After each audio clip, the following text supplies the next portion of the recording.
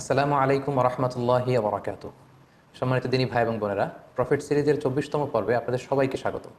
আজকের পর্বে আমরা সাইয়েদনা ঈসা আলাইহিসসালামের জীবনী শুনবো ইনশাআল্লাহ। সাইয়েদনা ঈসা আলাইহিসসালাম তিনি জন্মগ্রহণ করেছেন ফিলিস্তিনের বেথেলহাম শহরে, যে শহরটিকে আরবিতে বলা হয় মাদিনাতু বাইতুলাহাম।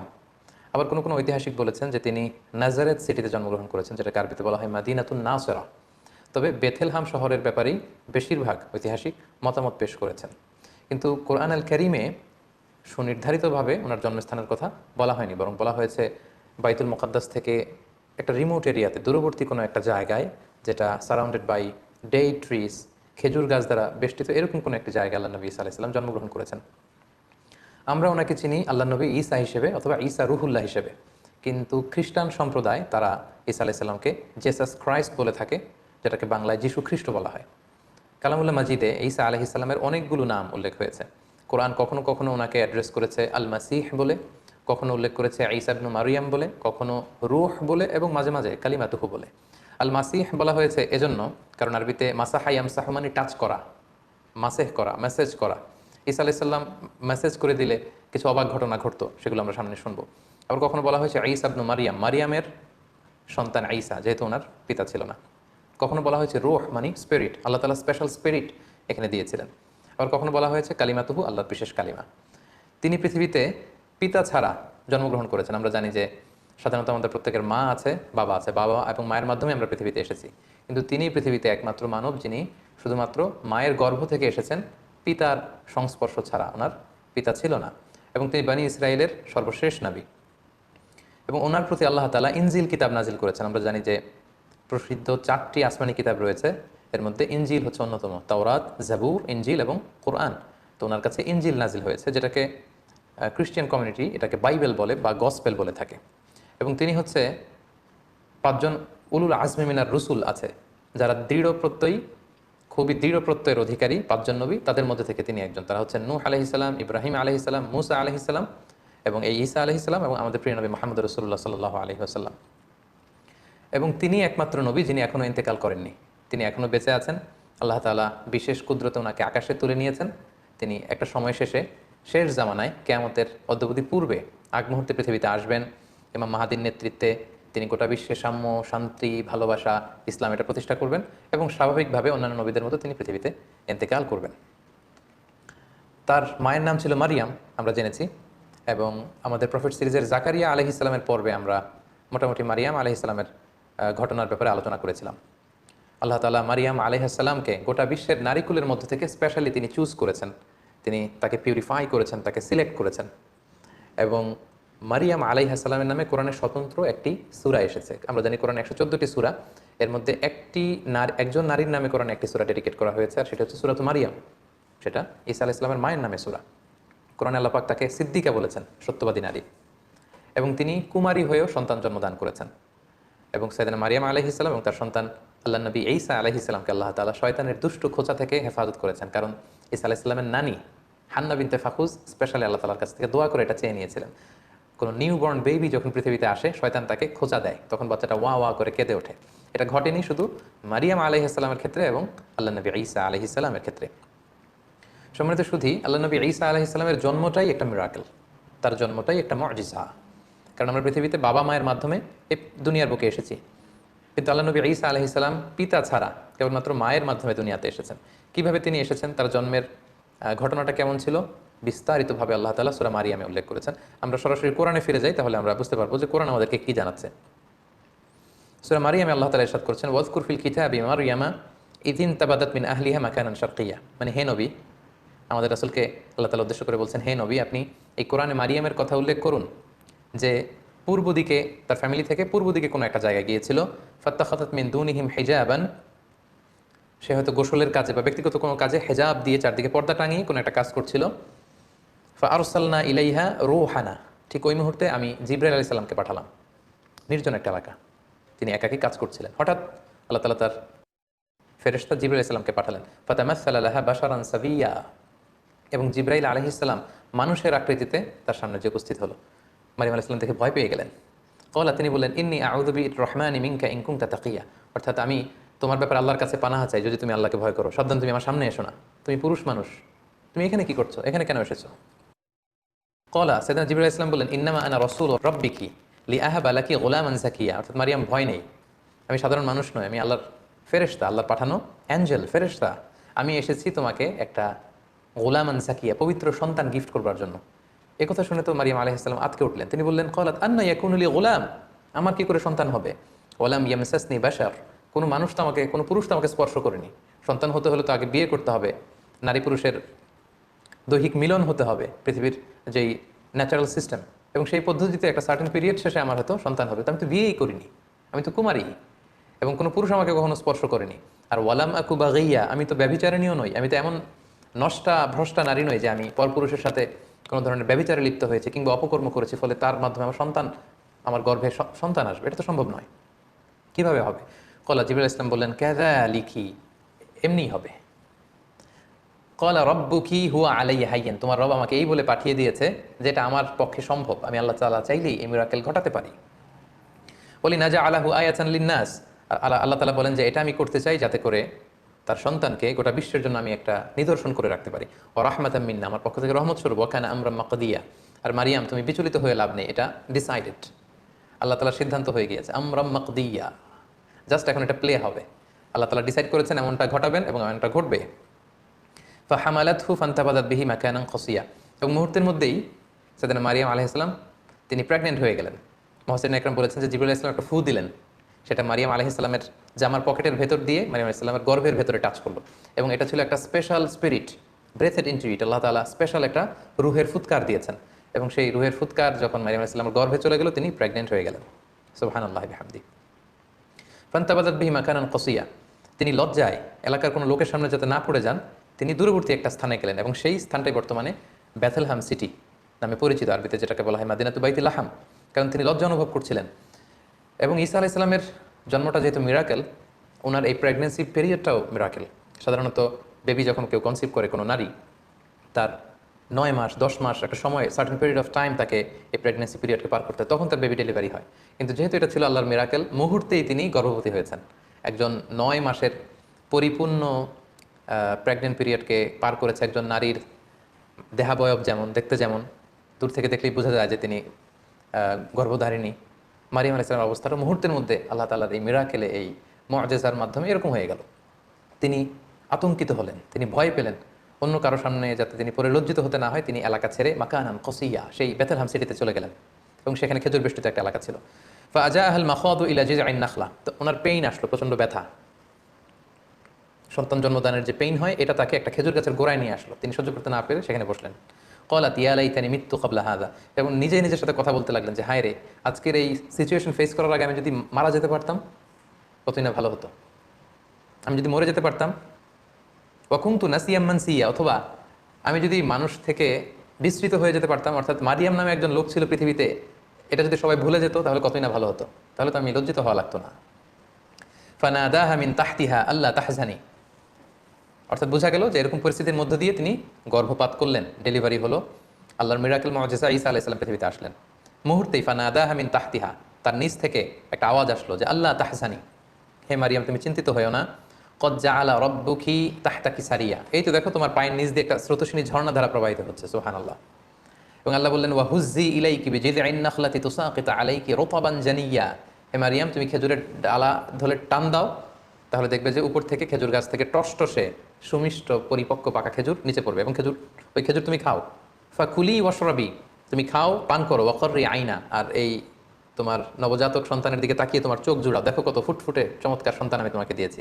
ফা ইম্মা তারাইন্না মিনাল বাশারি আহাদান, কোনো মানুষ যদি দেখো আমি তোমাকে পলিসি বাতলে দিচ্ছি, তুমি কি করবে? ফাকুলি ইন্নী নাযারতু লিররহমানি সাওমা ফালান উকাল্লিমাল ইয়াওমা ইনসিয়া, তুমি ইঙ্গিতে বলো যে আমি রোজা রেখেছি, আমি কারোর সাথে কথা বলবো না। আমাদের এই শরিয়াতে রোজার সিস্টেম হচ্ছে সকাল থেকে শুরু করে সন্ধ্যা পর্যন্ত না খেয়ে থাকা, কিন্তু ওনাদের শরিয়াতে রোজার সিস্টেম ছিল সকাল থেকে সন্ধ্যা পর্যন্ত মৌনতার রোজা রাখা, মানে চুপ থাকা। সকাল থেকে সন্ধ্যা পর্যন্ত খাওয়া যাবে, পান করা যাবে, কিন্তু কথা বলা যাবে না, কথা বলে রোজা ভেঙে যাবে।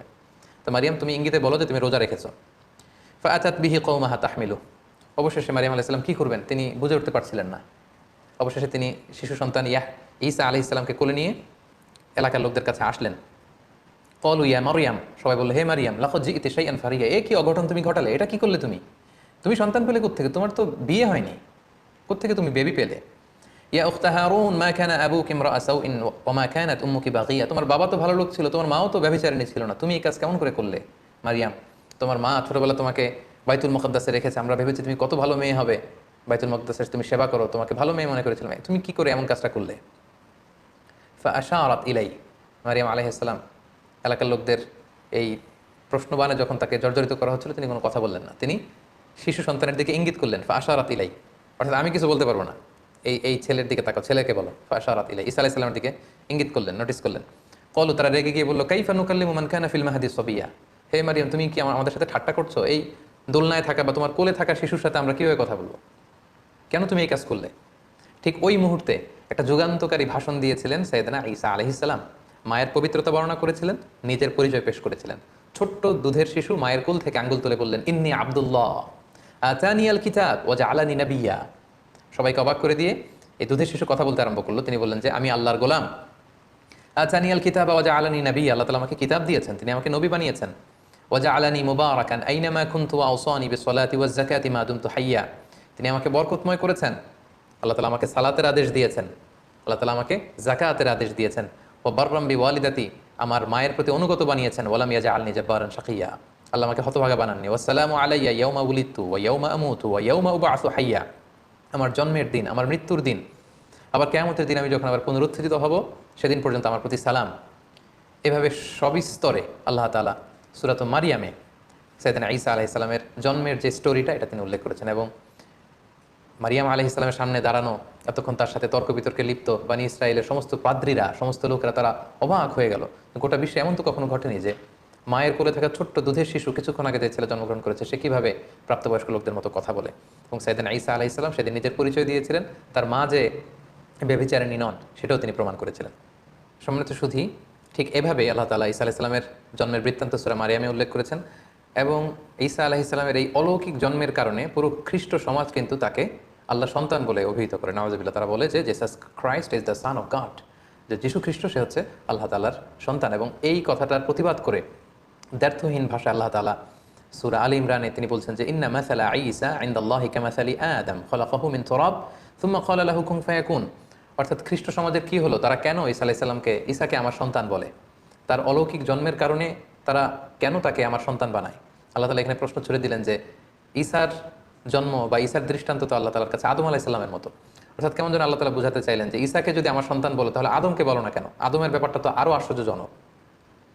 ঈসার জন্মটা যদি তোমাদের কাছে অবাক লাগে যে পৃথিবীতে বাবা মা দুজনের মাধ্যমে সন্তান আসে, তো ঈসাকে আমি পাঠিয়েছি বাবা ছাড়া শুধু মায়ের মাধ্যমে, এজন্য তোমরা অবাক হয়ে, তো তোমরা আশ্চর্য হয়ে তাকে আমার সন্তান বলছো, তাহলে আদমের ব্যাপারে তোমরা বলো না কেন? আদমের তো বাবাও নেই মাও নেই। সো আল্লাহ তাআলা সূরা আলে ইমরানের এই আয়াতের মধ্য দিয়ে গোটা খ্রিস্ট সমাজকে তিনি ক্রিটিসাইজ করেছেন। সম্মানিত শুধু ঈসা আলাইহিস সালাম পৃথিবীতে আসলেন, তিনি বড় হতে লাগলেন এবং আমরা বুঝতে পেরেছি যে মায়ের কোলে থেকেই তিনি নবী। এটা কিন্তু একটা ইউনিকনেস সাইয়েদনা ঈসা আলাইহিস সালামের। সাধারণত অন্যান্য নবীরা 40 বছর বয়সে যখন উপনীত হয় তখন আল্লাহ তাআলা তাদেরকে নবুয়ত দিয়ে থাকেন, কিন্তু ঈসা আলাইহিস সালাম এক্সেপশনাল, তিনি মায়ের কোলে থেকে আল্লাহ তাআলার পক্ষ থেকে এই প্রফেটহুড তিনি লাভ করেছেন। সো আল্লাহ তাআলা তার প্রতি ইনজিল কিতাব নাজিল করেছেন এবং যাই নাজিল হতো সেটা তিনি বনি ইসরাইলের লোকদের কাছে পৌঁছে দিতেন। তিনি কি দাওয়াত দিতেন? আমরা যদি কালামুল্লাহ মাজিদের দিকে একটু খেয়াল করি তাহলে দেখব যে সাইয়েদনা ঈসা আলাইহিস সালাম তিনি তাওহীদের দাওয়াত দিয়েছেন, এক আল্লাহর দাওয়াত দিয়েছেন, আখিরাতের দাওয়াত দিয়েছেন, রিসালাতের দাওয়াত দিয়েছেন। যেমন সূরা মারিয়ামে আল্লাহ তাআলা বলছেন যে ঈসা আলাইহিস সালাম তাদেরকে বলেছিলেন যে ওয়া ইন্নাল্লাহা রাব্বি ওয়া রাব্বুকুম, অর্থাৎ হে বনি ইসরাইলের লোকেরা, নিশ্চয়ই আল্লাহ তাআলা তিনি আমারও রব ওয়া রাব্বুকুম, তোমাদেরও রব, ফা'বুদুহ, তোমরা এক আল্লাহর ইবাদত করো, হাযা সিরাতুম মুস্তাকিম, এবং এটাই সিরাতে মুস্তাকিম, এটাই সোজা রাস্তা। তাহলে তিনি কিন্তু এক আল্লাহর ইবাদতের প্রতি বনি ইসরাইলকে দাওয়াত দিয়েছিলেন। সূরা আলে ইমরানে একটি আয়াতে পাওয়া যায় যে সাইয়েদনা ঈসা আলাইহিস সালাম তিনি বলেছেন ওয়াজিতুকুম বিআয়াতিম মির রাব্বিকুম, অর্থাৎ হে আমার কওমের লোকেরা, আমি আমার রবের পক্ষ থেকে তোমাদের কাছে নিদর্শন নিয়ে এসেছি, সাইন নিয়ে এসেছি, মিরাকেল নিয়ে এসেছি, ফাত্তাকুল্লাহ, তাই তোমরা আল্লাহকে ভয় করো, ওয়া আতিউন, আর রাসূল হিসেবে আমার আনুগত্য করো। তাহলে সম্মানিত শুধু এই দুটি আয়াত থেকে আমরা বুঝলাম যে তিনি যে রাসূল এটার কথা তিনি সুস্পষ্টভাবে বলেছেন এবং তার কাছে আল্লাহর যে বাণী আসে এগুলো যাতে তারা নিরঙ্কুশভাবে মেনে নেয় সেটার আদেশ তিনি করেছেন। এবং আল্লাহ তাআলা তিনি যে এক এবং একক সেটার দাওয়াত তিনি দিয়েছেন। এবং অন্য একটি আয়াতে আমরা দেখতে পাই যে সাইয়েদনা ঈসা আলাইহিস সালাম তিনি রাসূলুল্লাহ সাল্লাল্লাহু আলাইহি ওয়াসাল্লাম যে তারপরে নবী হয়ে আসবেন সেটা সুসংবাদ দিয়েছেন। আল্লাহ তাআলা বলছেন ওয়া ইয ক্বালা ঈসা ইবনু মারইয়াম, যখন মারিয়ামের কন্যা ঈসা বলল ইয়া বানি ইসরাইল, হে বানি ইসরাইল, ইন্নী রাসূলুল্লাহি ইলাইকুম, আমি তোমাদের প্রতি আল্লাহ রাসূল হয়ে প্রেরিত হয়েছি। মুসাদ্দিকাল লিমা বাইনা ইয়াদাইয়া মিনাত তাওরাত, আমার আগে যে কিতাব এসেছিল তাওরাত, আমার ভাই মুসার প্রতি আমি সেটাকে টেস্টিফাই করছি, সেটার কনফার্মেশন আমি দিচ্ছি। আমি শুধু ইনজিলের ধারক বাহক হয়েই বসে থাকিনি, বরং আমার আগের কিতাবগুলোকে আমি সত্যায়ন করছি। পাশাপাশি ওয়া মুবাশশিরাম বিরাসূল, আমি একজন রাসূলের ব্যাপারে তোমাদেরকে গ্ল্যাড টাইডিংস দিতে এসেছি, যে ব্যাপারে পৃথিবীর সব নবীরা গ্ল্যাড টাইডিংস দিয়েছেন। সাইয়েদনা আদম আলাইহিস সালাম থেকে শুরু করে ঈসা আলাইহিস সালাম পর্যন্ত যত নবী পৃথিবীতে এসেছেন, তারা প্রত্যেকে তাদের উম্মতের কাছে বলেছিলেন যে সর্বশেষে একজন নবী আসবে, যার নাম হবে আহমদ, যিনি গোটা বিশ্বের নবীকুলদের সর্দার হবেন, যিনি হবেন সর্বশ্রেষ্ঠ রাসূল। এবং সেটার সর্বশেষ সুসংবাদটা সাইয়েদনা ঈসা আলাইহিস সালামের মাধ্যমে আল্লাহ তাআলা পাঠিয়েছেন, কারণ ওনার পরপরই আল্লাহ রাসূল সাল্লাল্লাহু আলাইহি ওয়াসাল্লাম পৃথিবীতে এসেছেন। তো তিনি বলেছেন ওয়া মুবাশশিরাম বিরাসূল, হে বনী ইসরাঈল, আমি তোমাদেরকে একজন রাসূলের সুসংবাদ দিচ্ছি। ইয়াতি মিন বাদি, উইল কাম আফটার মি, আমার পরপরই সে আসবে, ইসমুহু আহমদ, আর তার নাম হবে আহমদ। আমরা জানি যে আল্লাহ রাসূল সাল্লাল্লাহু আলাইহি ওয়াসাল্লামের অনেকগুলো নাম ছিল, চমৎকার চমৎকার নাম। এর মধ্যে উল্লেখযোগ্য দুটি নাম হচ্ছে, একটি হচ্ছে মুহাম্মদ আর একটি হচ্ছে আহমদ সাল্লাল্লাহু আলাইহি ওয়াসাল্লাম। ফালাম্মা জাআহুম বিল বাইয়িনাত, এরপর নবুয়তির প্রমাণ হিসেবে বনী ইসরাইলের লোকদের কাছে আল্লাহ নবী ঈসা আলাইহিস সালাম যখন বাইয়িনাত নিয়ে আসলেন, অর্থাৎ মুআজিজা নিয়ে আসলেন, ক্বালু হাযা সিহরুম মুবিন, তারা বলল এগুলো জাদু। হে ঈসা, তুমি তো জাদুকর, তুমি অনেক বড় ম্যাজিশিয়ান, তোমার এই কথা আমরা বিশ্বাস করি না। এবং সম্মানিত শুধু আমরা তো সাইয়েদনা আদম থেকে শুরু করে অনেক নবীর ঘটনা স্টোরি আমরা শুনেছি আমাদের এই প্রফেট সিরিজে। আমরা প্রায় দেখেছি যে নবীরা যখন মুআজিজা নিয়ে আসতো, এটাকে এলাকার লোকেরা জাদু বলে উড়িয়ে দিত। তো এখন আমরা জানবো যে সাইয়েদনা ঈসা আলাইহিস সালামকে আল্লাহ তাআলা কি কি মুআজিজা দিয়েছিলেন। সম্মানিত শুধুই আপনারা শুনলে অবাক হবেন যে তিনি এমন কিছু অনন্য মুআজিজা তার এলাকাবাসীদেরকে দেখিয়েছিলেন, যেটা দেখে লোকজন অবাক হয়ে গিয়েছিল। তার একটি মুআজিজা ছিল, তিনি মাটি দিয়ে পাখি বানাতেন, পাখি বানিয়ে সেই পাখিতে, মাটির পাখিতে ফু দিলে সেই পাখি জীবন্ত হয়ে উড়ে চলে যেত। আন্নী আখলুকু লাকুম মিনাত তিন কাহাইয়াতিত তায়রি ফাআনফুখু ফি, ফু দিতেন ফায়াকুনু তায়রাম বিইذনিল্লাহ, আল্লাহর আদেশে মাটি দিয়ে কাদা দিয়ে বানানো পাখি জীবন্ত পাখি হয়ে উড়ে চলে যেত। সুবহানাল্লাহ। তারপর ওয়া উবরিউল আকমাহা, কোনো অন্ধ রোগী, রাত কানা দিন কানা দৃষ্টি প্রতিবন্ধী কোনো লোকের চোখে যখন আল্লাহ নবী ঈসা আলাইহিস সালাম হাত বুলিয়ে দিতেন, মুহূর্তে লোকটা দৃষ্টিশক্তি ফিরে পেত। এজন্য ওনাকে বলা হতো মাসিহ। ওনার টাচ, এই টাচের স্পর্শের মধ্যে একটা আলাদা বারাকা ছিল। ওয়াল আবরাসা, ধবল রোগী, শ্বেত রোগী, কুষ্ঠ রোগী, যাদের স্কিন ডিজিজ আছে, তাদের গায়ে হাত বুলিয়ে দিলে মুহূর্তে ওই অসুস্থ ব্যক্তি সুস্থ হয়ে যেত। ওয়া ওহিল মাউথা বিইذনিল্লাহ, মৃত লাশের সামনে দাঁড়িয়ে যখন ঈসা আলাইহিস সালাম বলতেন কুম বিইذনিল্লাহ, দাঁড়াও, মুহূর্তে মৃত লাশ জীবিত হয়ে দাঁড়িয়ে যেত। ওয়া উনাব্বিউকুম বিমা তাকুলুন, এবং লোকদের সাথে দেখা হলে উনি বলতে পারতেন যে কে কি খেয়ে এসেছে বাসা থেকে। তিনি বলতেন তুমি এটা দিয়ে ব্রেকফাস্ট করে এসেছো, তুমি এটা দিয়ে লাঞ্চ করে এসেছো, তুমি রাতে এটা খেয়ে এসেছো। লোকজন অবাক হয়ে যেত ওনার কথা শুনে। ওয়ামা তাদাখিরুনা ফি বুয়ুতিকুম, এবং তিনি বলে দিতে পারতেন কার ঘরে কি আছে, কে কার সিন্ধুকে কি জমা রেখেছে, গোপন হিডেন ট্রেজারের ভিতরে কোথায় কি আছে, উনি সব বলে দিতেন। এগুলো শুনে লোকজন অবাক হয়ে যেত, এবং যাদের হেদায়েত নসিবে ছিল তারা ঈমান এনেছিল। সম্মানিত শুধু এগুলো ছিল আল্লাহ নবী ঈসা আলাইহিস সালামের প্রতি আল্লাহ তাআলার প্রেরিত বিশেষ কিছু মিরাকেল, মুআজিজা। এবং আমরা জানি নবীদেরকে নবুয়তের প্রমাণ হিসেবে আল্লাহ মুআজিজা দিয়ে থাকেন, এবং যে সময়ে যে জিনিসের প্রচার প্রসার ওই এলাকায় প্রসিদ্ধি বেশি, আল্লাহ ওই মুআজিজা দিয়েছেন। যেমন রাসূল সাল্লাল্লাহু আলাইহি ওয়াসাল্লামের সময়ে আরবি সাহিত্যের খুব উৎকর্ষতা সাধিত হয়েছিল, ফলে কোরআনকে আল্লাহ এমন উন্নত মানের লিটারেচার করে, সাহিত্য মানে সমৃদ্ধ করে আল্লাহ পাঠিয়েছেন, ফলে আরবের বড় বড় সাহিত্যিকরা অবাক হয়েছে যে লাইসা হাযা মিন কালামিল বাশার, কোনো মানুষের কথা এটা হতে পারে না, তারা স্বীকার করেছে। মুসা আলাইহিস সালামের সময় জাদুবিদ্যার প্রসার ছিল, ফলে মুসা আলাইহিস সালামকে এমন লাঠি দিয়েছেন, এটা দিয়ে এটা সাপ হয়ে যেত, এটা সাগরে রাখলে রাস্তা হয়ে যেত, লোকজন অবাক হয়ে গিয়েছে। ঈসা আলাইহিস সালামের সময়কালে ফিলিস্তিনে, শাম দেশে চিকিৎসা বিদ্যার খুব উৎকর্ষতা সাধিত হয়েছিল, ফলে আল্লাহ তাআলা ঈসা আলাইহিস সালামকে চিকিৎসা বিজ্ঞানের এমন কিছু দান করেছিলেন যেটা দেখে সবাই অ্যাস্টনিশড হয়ে গিয়েছিল। কেউ ধবল রোগী, শ্বেত রোগী, কুষ্ঠ রোগীকে ভালো করতে পারেন, উনি টাচ করলে ভালো হয়ে যায়। রাত কানা দিন কানা, অন্ধ, প্রতিবন্ধী, দৃষ্টি প্রতিবন্ধী লোক ভালো হয় না, উনি টাচ করে দিলে ভালো হয়ে যায়। মৃত লাশকে তিনি জীবিত করে ফেলেন, মাটি দিয়ে বানানো পাখিকে ফু দিলে জীবিত হয়ে যায়। আল্লাহ তাআলা এগুলো এজন্যই দান করেছেন যাতে এগুলো দেখে লোকজন বুঝতে পারে যে তিনি সাধারণ কোনো মানুষ নন, তিনি আল্লাহর পাঠানো প্রেরিত রাসূল। তো সাইয়েদনা ঈসা আলাইহিস সালামের এই মুআজিজার মাধ্যমে মানুষকে দাওয়াত দিতে লাগলেন, এবং ওনার প্রতি নাজিল হওয়া ইনজিল কিতাবের দাওয়াত তিনি দিতে লাগলেন। কিন্তু আমরা জানি যখনই নবীরা কোনো এলাকায় দাওয়াতি কাজ করেছে, তাদের পথটা কণ্টকাকীর্ণ ছিল, কুসুমাস্তীর্ণ ছিল না, তাদের বিরোধিতা করা হতো, তাদের বিরুদ্ধে ষড়যন্ত্র করা হতো, এগুলো মানুষ গ্রহণ করতে চাইতো না। এবং ঈসা আলাইহিস সালামের ক্ষেত্রেও তাই হয়েছে। যখন ঈসা আলাইহিস সালামের কথা লোকজন মানতে আরম্ভ করলো, শুনতে আরম্ভ করলো, তারও বিরোধিতা শুরু হলো। এবং দেখা গেল যে স্বল্প আয়ের যে মানুষগুলো, কৃষক শ্রেণী, জেলে পাড়ার লোকজন, ধোপা যারা আছে, এই সমাজের নিম্ন শ্রেণীর লোকজন আল্লাহ নবী ঈসা আলাইহিস সালামের ফলোয়ার হতে লাগলো। তারা ইনজিল কিতাবের সুমহান বাণী শুনে ঈমান এনে তারা ঈসা আলাইহিস সালামের অনুসারী হয়ে গেল। এবং ঈসা আলাইহিস সালামের খুব কাছের কিছু লোক ছিল, তাদেরকে তিনি হাওয়ারি বলতেন। ঈসা আলাইহিস সালামের সাথীদেরকে বলা হয় হাওয়ারি, আর আমাদের প্রিয় নবী মুহাম্মদ রাসূলুল্লাহ সাল্লাল্লাহু আলাইহি সাল্লামের সাথীদেরকে বলা হয় সাহাবী। তার দল যখন ভারী হতে লাগলো, সত্যের বাণী যখন ঈসা আলাইহিস সালাম প্রচার করতে লাগলেন, তার বিরোধিতাও কিন্তু বনী ইসরায়েলের মধ্যে ঠিক বাড়তে লাগলো। কোনোভাবে ঈসা আলাইহিস সালামকে তারা দমাতে পারছে না, কোনো ষড়যন্ত্রই কাজে আসছে না। তখন তারা ঈসা আলাইহিস সালামের বিরুদ্ধে রটাতে শুরু করলো যে তার মা ছিল জিনাকারিনী, ব্যভিচার করেছে, ফলে বাবা ছাড়া ঈসা পৃথিবীতে এসেছে, তার কথা কেউ শোনো না। এই কথা সবাই রটাতে লাগলো। ঈসা আলাইহিস সালাম মনে খুব ব্যথা পেলেন, তারপরেও তিনি তার মনোবল তিনি হারালেন না, তিনি দাওয়াতি কাজ চালিয়ে যেতে লাগলেন। সব শেষে তারা সাইয়েদনা ঈসা আলাইহিস সালামের ব্যাপারে ধর্ম অবমাননার অভিযোগ দিল। সুবহানাল্লাহ। যুগে যুগে আমরা দেখেছি যে যারাই ধর্মের প্রচারক তাদেরকেই ধর্ম অবমাননার অভিযোগ দেওয়া হয়। সাইয়েদনা ঈসা আলাইহিস সালামের ক্ষেত্রে সেটাই ঘটেছে। যিনি আল্লাহর নবী, যিনি ইনজিল কিতাব নিয়ে এসেছেন, যিনি মানুষকে ধর্ম শিখাচ্ছেন, হোয়াট ইজ রিলিজন তিনি শিখাচ্ছেন, তাকে ধর্ম অবমাননার অভিযোগ দেওয়া হলো। কি বলা হলো? বনী ইসরায়েলরা রটাতে শুরু করলো যে তিনি তাওরাতের বিরুদ্ধে কথা বলছেন, এটা একটা ব্লাসফেমি, তাকে শাস্তি দেওয়া হোক, তার শিরচ্ছেদ করা হোক, তাকে শুলে চড়ানো হোক। এভাবে তারা আল্লাহ নবী ঈসা আলাইহিস সালামের ব্যাপারে ধর্ম অবমাননার অভিযোগ দিলেন যে সে তাওরাত পরিবর্তন করে সে ইনজিল নামে নতুন এক কিতাবের আবির্ভাব ঘটিয়েছে। এবং এই কথা তারা তৎকালীন সময়ের যে অত্যাচারী রাজা কিং হেরোডের কাছে তারা পৌঁছালো, এবং তারা সবাই মিলে চক্রান্ত করে সর্বশেষে তাকে হত্যার ষড়যন্ত্র করলো। বনী ইসরায়েলের লোকেরা সাইয়েদনা ঈসা আলাইহিস সালামকে হত্যা করার জন্য চড়াও হলো, এবং তাদের ভাষ্যমতে তারা ঈসা আলাইহিস সালামকে হত্যা করেছে। কিন্তু কালামুল্লাহ মাজিদে পবিত্র কোরআন আল কারীমে আল্লাহ তাআলা বলেছেন, না, তোমরা আমার নবী ঈসাকে স্পর্শও করতে পারোনি, তাকে আমি উঠিয়ে নিয়েছি। আল্লাহু আকবার। ঘটনাটা কেমন ছিল? ওনার মৃত্যুর ব্যাপারে নির্ভরযোগ্য দুটি বর্ণনা পাওয়া যায়। একটি বর্ণনা হচ্ছে সাইয়েদনা ঈসা আলাইহিস সালাম সহ তার অনুসারীদেরকে 4000 ইহুদি এসে ঘিরে ফেলল, একটি ঘরে তাদেরকে আবদ্ধ করা হলো। আল্লাহ নবী ঈসা আলাইহিস সালাম বললেন, আমার অনুসারীদের মধ্য থেকে কে আছো আমার জন্য জীবন দিবে? একজন দাঁড়ালো। নবী ঈসা আলাইহিস সালাম তাকে তার পাগড়ি পরিয়ে দিলেন, তার জামা খুলে পরিয়ে দিলেন, বললেন যাও। সেই লোক আল্লাহর নামে সামনে আগালো এবং তার চেহারাকে আল্লাহ ঈসা আলাইহিস সালামের চেহারা করে দিলেন। ইহুদিরা যখন তাকে পেল সবাই মনে করলো এইটাই ঈসা, তারা তাকে হত্যা করলো। আর মুহূর্তে আল্লাহ তাআলা ঈসা আলাইহিস সালামকে আকাশে তুলে নিলেন, রাফাআহুল্লাহু ইলাইহি। ফলে ইহুদিদের মতে তারা ঈসা আলাইহিস সালামকে হত্যা করেছে, আসলে হত্যা করতে পারেনি। ঐতিহাসিকভাবে দ্বিতীয় যে বর্ণনাটি পাওয়া যায় সেটা হচ্ছে তারা ঈসা আলাইহিস সালামকে হত্যার ষড়যন্ত্র করে তাকে ধাওয়া করলো। আল্লাহ নবী ঈসা আলাইহিস সালাম একটি ঘরে আবদ্ধ হলেন, তারা চারদিকে ঘিরে রাখলো নবী ঈসা আলাইহিস সালামকে হত্যার জন্য। ঈসা আলাইহিস সালামও বেরোন না, তারা নবীকে হত্যাও করতে পারে না। সবশেষে তারা তাদের মধ্যে থেকে সবচেয়ে পাপী পাষণ্ড এক লোককে অ্যাসাইন করলো যে যাও তুমি যে দেখো তো ঈসা কী করে ভিতরে।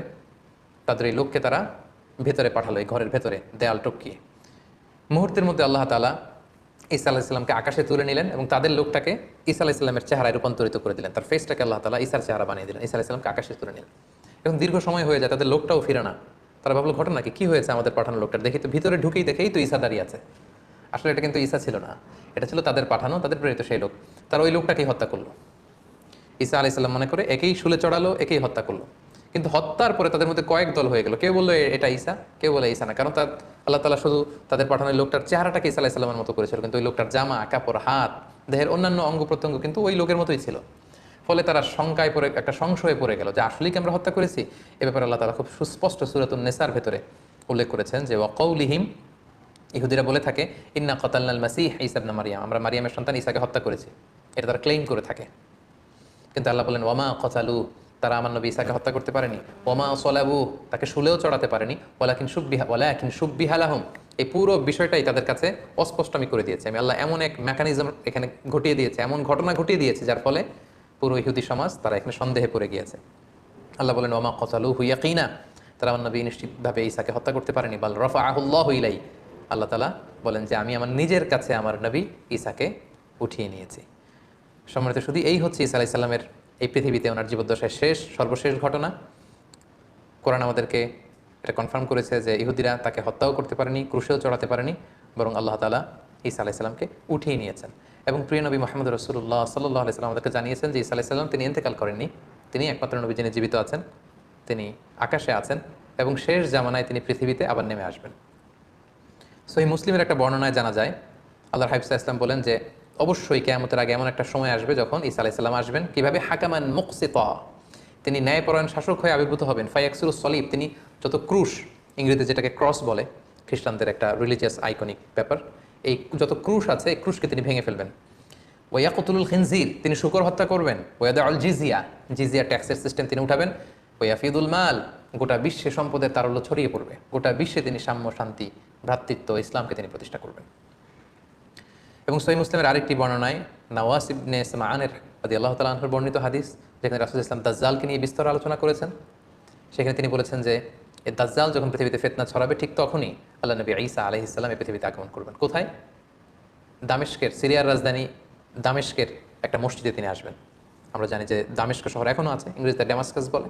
এই দামেস্ক শহরের একটা ইনদাল মানারাতিল বাইদা, একটা মসজিদের সাদা মিনারার পাশে তিনি ফেরেশতার পাখায় ভর করে শাঁ করে জমিনে নেমে আসবেন। আসার সাথে সাথেই তখন মুসলিম কমান্ডার যে থাকবে ঈসা আলাইহিস সালামকে বলবেন যে আপনি ইমামতি করুন। ঈসা আলাইহিস সালাম বলবেন, না, আল্লাহ তাআলা এই উম্মাতের যে সম্মান দিয়েছে সে কারণে তুমি ইমামতি করবে, কারণ আমি নেতা হয়ে আসিনি, তোমাদের মধ্যে থেকেই নেতা হবে। তিনি ইমামতি করবেন। এরপর ঈসা আলাইহিস সালাম দাজ্জালকে খুঁজতে শুরু করবেন। ইহুদিরা দাজ্জালের মিত্র হবে। ঈসা আলাইহিস সালামের শ্বাস প্রশ্বাস যে কাফেরের গায়ে লাগবে সেই মারা যাবে। এবং ফিলিস্তিনে এখনও একটা জায়গা আছে, জায়গাটার নাম বাবুল লুদ। হাদিসে এই শব্দটাই বলা হয়েছে, বাবুল লুদ, এবং এখনও ওই জায়গাটা বাবুল লুদ নামে পরিচিত। ঠিক ওই জায়গায় আল্লাহ নবী ঈসা আলাইহিস সালাম দাজ্জালকে হত্যা করবেন। ইয়াজুজ মাজুজ আসবে, তিনি তুর পাহাড়ে চলে যাবেন মুসলিমদেরকে নিয়ে। ইয়াজুজ মাজুজের অত্যাচার থেকে পরিত্রাণের জন্য দোয়া করবেন, তারাও চলে যাবে। এরপরে ঈসা আলাইহিস সালাম গোটা বিশ্বে ইসলামকে পৌঁছে দিবেন। পৃথিবীর এমন কোনো ঘর, এমন কোনো দেশ, এমন কোনো জনপদ থাকবে না যেখানে আল্লাহর নাম উচ্চারিত হবে না। গোটা বিশ্বে সবাই মুসলিম হয়ে যাবে। এরপর ঈসা আলাইহিস সালাম স্বাভাবিকভাবেই অন্যান্য নবীদের মতো এই পৃথিবীতে ইন্তেকাল করবেন। সম্মানিত শুধু এই হচ্ছে আল্লাহ নবী ঈসা আলাইহিস সালামের জীবনী। এ পর্যায়ে আমরা ওনার জীবনী থেকে কিছু লাইফ লেসন বের করবার চেষ্টা করব, আমাদের জীবনের সাথে কানেক্ট করবার চেষ্টা করব। ওনার জীবনী থেকে কী শিক্ষা আমরা পাই? প্রথম যে শিক্ষাটা আমরা পাই সেটা হচ্ছে আল্লাহ তাআলার জন্য কোনো কিছুই অসম্ভব নয়। আমরা জানি যে বাবা মায়ের মাধ্যমে পৃথিবীতে সন্তান আসে, কিন্তু ঈসা আলাইহিস সালাম বাবা ছাড়া মায়ের গর্ভে তিনি এসেছেন এবং মায়ের মাধ্যমে পৃথিবীতে তিনি জন্ম লাভ করেছেন। এবং আল্লাহ তাআলা এই যে এস্টাবলিশড ল অফ নেচার, এটাকে তিনি ব্রেক করে দিয়েছেন। ও আল্লাহ তাআলা চাইলে এটা পারেন। বাবা ছাড়া পৃথিবীতে তিনি আল্লাহ নবী ঈসা আলাইহিস সালামকে পাঠিয়েছেন। এটা থেকে আমরা বুঝলাম যে আল্লাহর কাছে কোনো কিছু অসম্ভব নয়। নাথিং ইজ ইম্পসিবল টু আল্লাহ। সব কিছু সম্ভব, তিনি চাইলে সব করতে পারেন। এটা আমরা জানতে পারলাম। 2 নম্বর যে শিক্ষাটা আমরা পাই সেটা হচ্ছে গর্ভবতী নারী যারা আছে বা বাচ্চা ডেলিভারি দেওয়ার পরে তাদের জন্য খেজুর কিন্তু একটা উপাদেয় খাবার হতে পারে, যেটা আমরা মারিয়াম আলাইহিস সালামের ক্ষেত্রে দেখেছি। আল্লাহ বলেছেন যে ফাহুজ্জি ইলাইকি বিজিজআইন নাখলাতি তুসাকিতু আলাইকি রুতাবান জানিয়া, হে মারিয়াম তুমি খেজুরের ডাল ধরে টান দাও, টসটসে পাকা খেজুর পড়বে, সেটা খাও। মারিয়াম আলাইহিস সালাম কিন্তু খেজুর খেয়ে তখন এনার্জি পেয়েছিলেন। সো গর্ভবতী নারী কিংবা সন্তান জন্মদানের পরে একজন মায়ের জন্য খেজুর একটা চমৎকার খাবার হতে পারে, কারণ এটার মধ্যে ভিটামিন B6 আছে, এটার মধ্যে কপার আছে, এটার মধ্যে অনেক ধরনের উপাদান আছে। বিশেষ করে খেজুর হচ্ছে ফুল অফ ফাইবার সমৃদ্ধ একটা খাবার, যেটা আপনার এনার্জিকে বুস্ট করবে। সো গর্ভবতী এবং সন্তান জন্মদানের পরে নারীদের জন্য খেজুর একটা চমৎকার খাবার, যেটা কোরআনিক গাইডেন্স থেকে আমরা পাই। 3 নম্বর যে ব্যাপারটি আমরা জানতে পারি যে মারিয়াম আলাইহিস সালামের সন্তান জন্মদানটা এমন একটা সময় হয়েছিল যখন খেজুর পেকে পেকে পড়ে। কোরআনের আয়াত থেকে বোঝা যায় যে হে মারিয়াম তুমি খেজুরের ডাল ধরে টান দাও, খেজুর পড়বে। এবং আমরা জানি খেজুর পাকে হচ্ছে গ্রীষ্মকালে। কিন্তু আমরা যদি বর্তমান খ্রিস্টান কমিউনিটির এক্সমাস ডে, যেটাকে ওরা বলে ক্রিসমাস ডে, মেরি ক্রিসমাস বা ক্রিসমাস ডে, তারা পালন করে থাকে প্রচণ্ড শীতে, অর্থাৎ 25শে ডিসেম্বর। সো ঐতিহাসিকভাবেই কিন্তু এখানে একটা there is a big question in the celebration, যে আসলেই শীতকালে কি আল্লাহ নবী ঈসা আলাইহিস সালামের জন্ম হয়েছিল কিনা। কোরআন কিন্তু আমাদেরকে জানিয়েছে যে ঈসা আলাইহিস সালামের যখন জন্ম হয়েছিল সেটা ছিল সামার সিজন, অর্থাৎ গ্রীষ্মকাল। কিন্তু খ্রিস্ট সমাজ এই ক্রিসমাস পালন করে থাকে 25শে ডিসেম্বর, প্রচণ্ড শীতের সময়। এর আদৌ কোনো ভিত্তি আছে কিনা, there is a question here. আমরা এখানে কোশ্চেন মার্ক রেখেই সামনে চলে যেতে চাই। আমরা 4 নম্বরে যেটা সাইয়েদনা ঈসা আলাইহিস সালামের জীবনী থেকে শিখলাম সেটা হচ্ছে আল্লাহর নবীরা নিজেকে নবী বলে পরিচয় দেওয়ার আগে তারা নিজেদেরকে আব্দুল্লাহ বা আল্লাহর বান্দা বলে পরিচয় দিতে বেশি স্বাচ্ছন্দ্য বোধ করতেন। যার প্রমাণ আল্লাহ নবী ঈসা আলাইহিস সালাম মায়ের কোলে সর্বপ্রথম নিজের পরিচয় দিয়েছেন এই বলে যে ইন্নী আব্দুল্লাহ, আমি আল্লাহর গোলাম। আগে বলেছেন গোলাম বা দাস, তারপরে তিনি বলেছেন আতানিয়াল কিতাব, আল্লাহ তিনি আমাকে কিতাব দিয়েছেন, ইনজিল কিতাব। ওয়াজআলানি নাবিয়্যা, তিনি আমাকে নবীও বানিয়েছেন। তাহলে নবী পৃথিবীতে সবচাইতে শ্রেষ্ঠ যারা, তারা নিজেদেরকে আল্লাহর দাস, আল্লাহর গোলাম বলতে স্বাচ্ছন্দ্য বোধ করতেন। এবং আল্লাহ রাসূল সাল্লাল্লাহু আলাইহি ওয়াসাল্লাম তিনিও নিজেকে সবসময় আব্দুল্লাহ বা আল্লাহর গোলাম বলে পরিচয় দিতেন। সো আমরা অহংকার করার কোনো সুযোগ কোনো বিশ্বাসীর নেই, বরং বিশ্বাসীরা সবসময় নিজেদেরকে দাস হিসেবে পরিচয় দেয়। আমরা সবাই হচ্ছি কুল্লুনা ইবাদুল্লাহ, আমরা আল্লাহর গোলাম। 5 নম্বর যে শিক্ষাটা আমরা পাই সেটা হচ্ছে আল্লাহ নবী ঈসা আলাইহিস সালাম এবং ওনার মা মারিয়াম আলাইহিস সালাম ওনারা উভয় কিন্তু মানুষ ছিলেন, যেটা মুসলিম ডক্ট্রিনের সাথে ইসলামী ডক্ট্রিনের সাথে খ্রিস্টান ডক্ট্রিনের একটা পার্থক্য।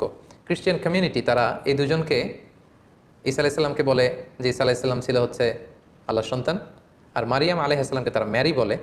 তারা বলে যে ম্যারি হচ্ছে আল্লাহর স্ত্রী, তাদের একদল আবার বলে ম্যারি হচ্ছে আল্লাহর মা। সো কোরআন কিন্তু দ্ব্যর্থহীন কণ্ঠে ঘোষণা করেছে যে তারা উভয়ই মানুষ ছিলেন। ঈসা আলাইহিসসালাম তিনি আল্লাহর বান্দা ছিলেন, মানুষ ছিলেন, মারিয়াম মানুষ ছিলেন। কিন্তু খ্রিস্ট সম্প্রদায় একটা স্পেশাল আইডিওলজিতে তারা বিশ্বাস করে, যেটাকে তারা বলে তৃত্ববাদ, ট্রিনিটি, এবং কোরআন এই ট্রিনিটিকে সুস্পষ্টভাবে নাকচ করেছে। যেমন সূরাতুল মায়েদাতে আমরা দেখি আল্লাহ তাআলা বলছেন মাল মাসিহ ইবনু মারইয়ামা ইল্লা রাসূল, মারিয়ামের সন্তান ঈসা রাসূল ছাড়া কিছু ছিল না, তিনি একজন রাসূল। কদ খালাত মিন ক্বাবলিহির রুসুল, তার আগে অনেক রাসূল অতিবাহিত হয়েছে, তাদের ধারাবাহিকতায় তিনিও একজন রাসূল। ও উম্মুহু সিদ্দীকা, আর ঈসার মা মারিয়াম সে সত্যবাদী একজন নারী। কানা ইয়াকুলানি তাআম, তারা উভয়ই সাধারণ মানুষের মতো খাবার খেত, তাদেরও ক্ষুধা লাগতো, তারা খাবার খেত, তারা মানুষের সাথে মিশতো, তারা মানুষ ছিল। তোমরা কি করে এই ট্রিনিটিতে বিশ্বাস করো, তৃত্ববাদে বিশ্বাস করো? তারা বিশ্বাস করে যে আল্লাহিত্ব বা খোদায়িত্ব এটা তিন ভাগে বিভক্ত। একটা পার্ট নিয়ন্ত্রণ করে আল্লাহ, আরেকটা নিয়ন্ত্রণ করে আল্লাহর স্ত্রী ম্যারি, আরেকটা পার্ট নিয়ন্ত্রণ করে আল্লাহর সন্তান জিসাস ক্রাইস্ট। তাদের আরেক দল বলে যে না, এই ডিভাইনিটি এটা তিন ভাগে বিভক্ত। খোদায়িত্বের এক ভাগ হচ্ছে আল্লাহর হাতে, এক ভাগ হচ্ছে জিবরাইল আলাইহিস সালামের হাতে, আরেক ভাগ হচ্ছে সাইয়েদনা ঈসা আলাইহিস সালামের হাতে। কোরআন কিন্তু এগুলো সুস্পষ্ট বিরোধিতা করে কোরআন জানিয়েছে যে না, ঈসা আলাইহিস সালাম তার মা তারা আল্লাহর গোলাম ছিল এবং তারা মানুষ ছিল। 6 নম্বর যে শিক্ষাটা আমরা পাই সেটা হচ্ছে ঈসা আলাইহিস সালামের প্রতি আমাদের শ্রদ্ধা এবং বিশ্বাসের মধ্য দিয়ে আমাদের মধ্যম পন্থা ফুটে ওঠে। কারণ আল্লাহ তাআলা আমাদেরকে বলেছেন যে উম্মাতান ওয়াসাতা, আমরা হচ্ছে মধ্যমপন্থী উম্মাত। আমরা যদি ঈসা আলাইহিস সালামের ব্যাপারে তাকাই তাহলে দেখব যে ইহুদিরা ওনাকে খাটো করেছে, ছোট করেছে। ইহুদিদের একদল তাকে বলেছে যে তিনি হচ্ছেন ওয়ালাদুজ জিনা, নাউযুবিল্লাহ, অর্থাৎ জিনার সন্তান। মারিয়াম জিনা করেছে, সেই জিনার ফসল হচ্ছে ঈসা। ইহুদিরা এইভাবে তাকে অপদস্থ করেছে, ছোট করেছে। আর যদি খ্রিস্টান সম্প্রদায়ের দিকে তাকাই তাহলে দেখবো যে তাকে উঠাতে উঠাতে আল্লাহর চেয়ারে নিয়ে বসিয়েছে, নাউযুবিল্লাহ।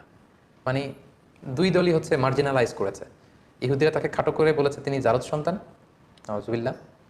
আর খ্রিস্টান সম্প্রদায় যারা এখনও তাকে Jesus Christ is the son of god বলে, গডের সন্তান বলে, তারা উঠাতে উঠাতে উঠাতে আল্লাহর আসনে আসীন করেছে। এই দিক থেকে ঈসা আলাইহিস সালামের প্রতি আমাদের যে শ্রদ্ধা, ভালোবাসা এবং আমাদের যে বিশ্বাস, এই বিশ্বাস দিয়েও কিন্তু প্রমাণিত হয় যে আমরা উম্মাতে মুহাম্মাদি, আমরা হচ্ছি উম্মাতান ওয়াসাতা, মধ্যমপন্থী উম্মত, মডারেট। অর্থাৎ আমরা ঈসা আলাইহিস সালামের ব্যাপারে বলি যে আব্দুল্লাহি ওয়া রাসূলুহু, তিনি আল্লাহর গোলাম এবং আল্লাহর রাসূল। আমরা যখন তাকে গোলাম বলি, আল্লাহর দাস বলি, তখন এটা খ্রিস্টানদের রেসপন্স হয়, কারণ খ্রিস্টানরা উঠাতে উঠাতে ওনাকে আল্লাহর পর্যায়ে নিয়েছে। আমরা বলি না উনি আব্দুল্লাহ, আল্লাহর গোলাম। আবার আমরা যখন বলি রসুলহু, তিনি আল্লাহর রসুল, তখন এটা জিউস কমিউনিটির জন্য আমাদের পক্ষ থেকে রেসপন্স হয় যে না, তোমরা যে বলছো ওয়ালাদুজ জিনা, জিনার সন্তান না, উনি জিনার সন্তান নয়, উনি হচ্ছেন আল্লাহর সম্মানিত রসুল। সো ওনার প্রতি আমাদের বিশ্বাস হচ্ছে উনি আব্দুল্লাহি ওয়া রাসূলু, তিনি আল্লাহর গোলাম, আল্লাহর দাস এবং আল্লাহর প্রেরিত রসুল। তার প্রতি ইনজিল কিতাব নাজিল হয়েছে, তার মার নামে আল্লাহ সরাসরি একটা কমপ্লিট সূরা কোরআনে ডেডিকেট করেছে। সো যদিও তিনি আমাদের নবী নন, তিনি খ্রিস্টানদের নবী, তারপরে ওনার প্রতি সঠিক বিশ্বাস এবং আকীদা আমরা কোরআনের মাধ্যমে পেয়েছি।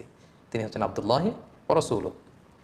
ঈসা আলাইহিস সালামের জীবনী থেকে সর্বশেষ এবং সবচেয়ে গুরুত্বপূর্ণ যে শিক্ষাটা আমরা পাই সেটা হচ্ছে শিরকের গুনাহ আল্লাহ তাআলা কখনো ক্ষমা করেন না। ইন্নাল্লাহা লা ইয়াগফিরু আন ইউশরাকা বিহি ওয়া ইয়াগফিরু মা দুনা যালিকা লিমান ইয়াশা। আল্লাহ শিরকের গুনাহ কখনো ক্ষমা করবেন না, সব ক্ষমা করে দিতে পারেন, তিনি শিরকের গুনাহ ক্ষমা করেন না, কারণ এটা জুলমুন আযীম, অনেক বড় পাপ। আল্লাহর আল্লাহিত্বের ভেতরে, খোদার খোদায়িত্বের ভেতরে কাউকে বসানো, এটা আল্লাহ তাআলা কখনো বরদাস্ত করেন না, এটা আল্লাহর গায়রাতে লাগে। কিন্তু খ্রিস্টানরা সেটাই করেছে।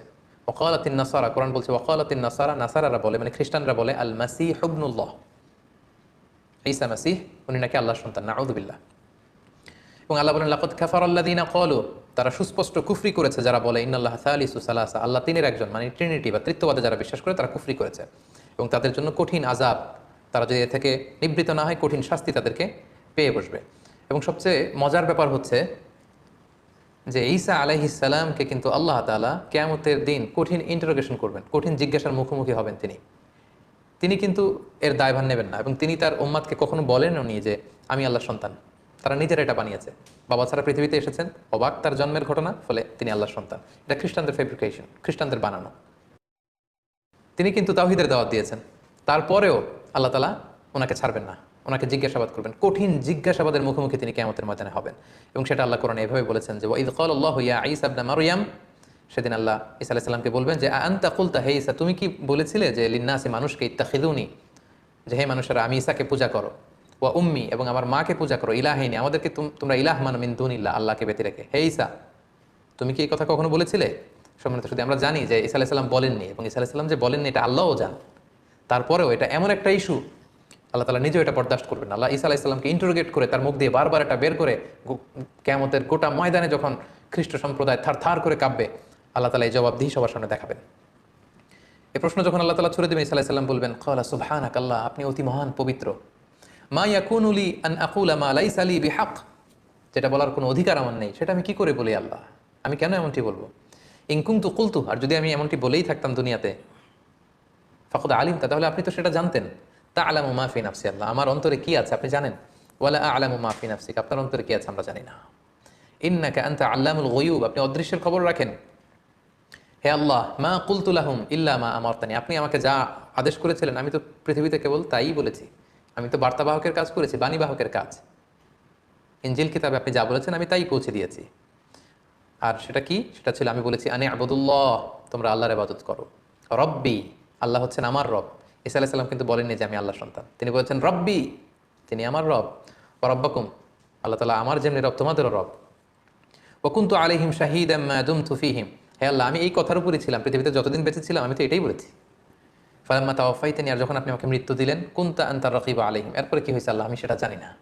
আমার তিরোধানের পর গোটা বিশ্বের খ্রিস্ট সমাজ কি বলেছে সেটার দায়ভার আমি নিব না। ওয়ান্তা আলাইহিম ওয়া আনতা আলা কুল্লি শাইইন শাহীদ, আর সে ব্যাপারে আপনি ভালো জানেন, আপনি সব দেখেছেন। সম্মানিত শুধু দেখেন, আমরা যদি এই আয়াতটাকে একটু অ্যানালাইসিস করি তাহলে দেখব যে ঈসা আলাইহিস সালাম কখনো এই শিরকের কথা বলেননি। তিনি কখনো বলেননি আমি আল্লাহর সন্তান, আমার মা ম্যারি বা মারিয়াম আল্লাহর স্ত্রী, কখনো তিনি এই কথা বলেননি। এটা খ্রিস্টানদের বানানো কথা, এবং আল্লাহ তাআলা খুব ভালো করে জানেন যে তিনি বলেননি। তারপরেও এটা আল্লাহর স্ট্যাটাসের বিষয়, এটা আল্লাহর গায়রাতের বিষয়। আল্লাহ গোটা খ্রিস্ট সমাজের সামনে ঈসা আলাইহিস সালামকে দাঁড় করে জিজ্ঞেস করবেন তুমি কি এটা বলেছিলে? এই পরিস্থিতির মধ্যে দিয়ে আল্লাহ বোঝাতে চাইবেন যে হে খ্রিস্ট সমাজ, যে ঈসাকে তোমরা খোদা মনে করতে, তাকে আজ জবাবদিহি করা লাগতেছে আমার সামনে। এবং কিয়ামতের ভয়াবহ যে দৃশ্যটা কতটা ভয়ঙ্কর হবে, ভয়াবহ হবে, সেটাই কিন্তু আল্লাহ তাআলা এই আয়াতের মধ্য দিয়ে আমাদেরকে বুঝিয়ে দিলেন। এবং আল্লাহ বোঝাতে চাইলেন দেখো আমার প্রশ্নের মুখোমুখি হয়ে সাফাই গাইতে যে ঈসা কত অস্থির হয়ে আমাকে উত্তর দিচ্ছে, নানাভাবে সে করজোরে আমার কাছে ক্ষমা চেয়ে বলছে আল্লাহ আমি তো এটা বলিনি, আমি তো এটা বলিনি, আল্লাহ আমি তো এটা বলিনি। এই পরিস্থিতি, এই এক্সপ্রেশন এবং এই আয়াতগুলো থেকে সম্মানিত শুধু আমরা বুঝতে পারি যে শিরকের গুণ আল্লাহ তাআলা কখনো ক্ষমা করেন না। এবং কেউ যদি শিরক করে, আল্লাহ বলেন লাইন আশরাকতা, আমার সাথে যদি কাউকে অংশীদার করো, শিরক করো, লা ইয়াহবাতান্না আমালুক, তোমার জীবনের সব আমলগুলো বাতিল হয়ে যাবে। এবং গোটা খ্রিস্ট সম্প্রদায়কে অত্যন্ত ভালোবাসার সাথে আজকের প্রফেট সিরিজের এই এপিসোড থেকে আমরা আহ্বান জানাতে চাই যে আপনারা দেখুন কালামুল্লাহ মাজিদে আপনাদের নবী ঈসা আলাইহিস সালামের ব্যাপারে কতটা ব্যালেন্সড, কতটা ভারসাম্যপূর্ণ চিন্তা বা বিশ্বাসের সমন্বয় ঘটিয়েছে কোরআন। আমরা ঈসা আলাইহিস সালামের ব্যাপারে বলি যে তিনি হচ্ছে আব্দুল্লাহ ওয়া রাসূলুহু, আল্লাহ নবী ঈসা Jesus Christ, he was the messenger of God, তিনি আল্লাহর পাঠানো নবী ছিলেন। And he was the as well a servant of God, তিনি আল্লাহর দাস ছিলেন। এবং ঈসা আলাইহিস সালাম যে আল্লাহর সন্তান ছিলেন না, সেটা তিনি শিশু অবস্থাতেই প্রথম শব্দ দিয়ে বলেছেন। তার জীবনের মুখ থেকে উচ্চারিত প্রথম শব্দটা ছিল মায়ের কোল থেকে ইন্নী আব্দুল্লাহ, আমি আল্লাহর দাস। গোটা খ্রিস্ট সমাজ কি করে আল্লাহ নবী ঈসা আলাইহিস সালামকে আল্লাহর সন্তান বলে দাবি করে? আমরা তাওহীদের আহ্বান জানিয়ে, আমরা এক আল্লাহর ইবাদতের প্রতি আহ্বান জানিয়ে প্রফেট সিরিজের এই 24তম পর্বটি শেষ করছি। আল্লাহ তাআলা আমাদের সবাইকে কথাগুলো বোঝার, আমল করবার তৌফিক দান করুক। হাযা মা ইনদি ওয়াল ইলমু ইনদাল্লাহ, আলাইহি তাওয়াক্কালতু ওয়া ইলাইহি উনীব। ওয়াসসালামু আলাইকুম ওয়া রাহমাতুল্লাহি